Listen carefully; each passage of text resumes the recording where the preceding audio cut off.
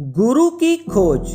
जिस वक्त गुरु हरकिशन जी चोला छोड़ने लगे तो उनके शिष्य ने पूछा कि अब हमें कौन उपदेश देगा।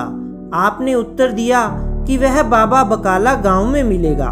शिष्यों ने ढूंढना शुरू कर दिया, लेकिन उन्हें उस गांव में ऐसा कोई व्यक्ति नहीं मिला जो उन्हें रूहानी उपदेश देने के काबिल हो। इससे इस बात की शंका पैदा हो गई कि गुरु हरकिशन का उत्तराधिकारी कौन होगा। इस मौके का फायदा उठाकर सोडी खानदान के 22 आदमी गुरु बन बैठे। इस दौरान गुरु हरकिशन जी के एक शिष्य तेग बहादुर चुपचाप एक बूढ़ी औरत के मकान में बैठे भजन कर रहे थे, जिसके बारे में किसी को पता नहीं था। उस जमाने में मक्खन शाह नामक एक शिष्य जो सौदागर था, अपने माल का जहाज भरकर फ्रांस से भारत को ला रहा था। रास्ते में तूफान के कारण जहाज अटक गया और डूबने लगा। डूबते हुए जहाज की छत पर बैठे मक्खन शाह ने घुटने टेक कर और हाथ जोड़कर विनती की कि इस वक्त जो गुरु है, अगर वह मेरे जहाज को पार कर दे तो मैं 500 मोहरे भेंट करूंगा। इतना कहना था कि जहाज चल पड़ा। जब जहाज हिंद महासागर के किनारे लगा तो माल बेचकर उसने काफी लाभ कमाया। जब वह गुरु हरकिशन जी के दर्शन करने और अपनी भेंट अर्पण करने के लिए गया तो उसे पता चला कि गुरु साहिब तो चोला छोड़ चुके हैं। उसे बताया गया कि गुरु हरकिशन जी के उत्तराधिकारी के दर्शन के लिए उसे बाबा बकाला जाना पड़ेगा। वह पूछता पूछता बाबा बकाला आ गया। वहाँ 22 गुरु गद्दियों पर बैठे हुए थे। अब सोचने लगा कि मोहरे किसको दूं, कुछ समझ में ना आया। आखिर 5-5 मोहरे सबके आगे रखता गया कि जिसने मेरे जहाज को पार लगाया है अपने आप ही बोल पड़ेगा।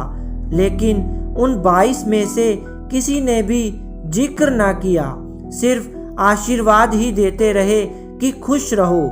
आखिर उसने लोगों से पूछा कि यहाँ और भी कोई महात्मा है। किसी ने बताया कि एक और भी है जिसको तेगा कहते हैं। मन में सोचा कि चलो उनके भी दर्शन कर ले।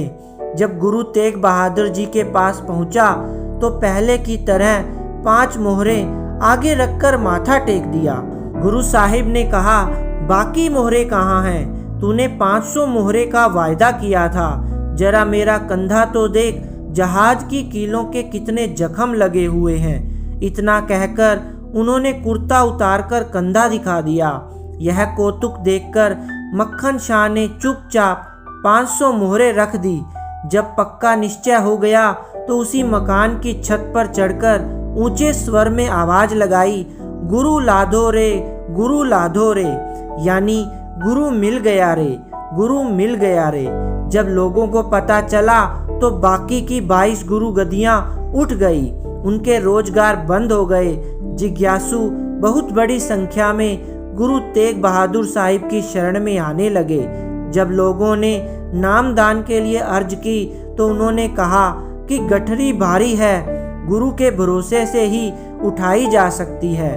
संतों के पास नाम की दौलत होती है, सब कुछ होता है, फिर भी दम नहीं मारते, घमंड नहीं करते। तो प्रिय साध संगत जी, यह थी आज की हमारी साखी।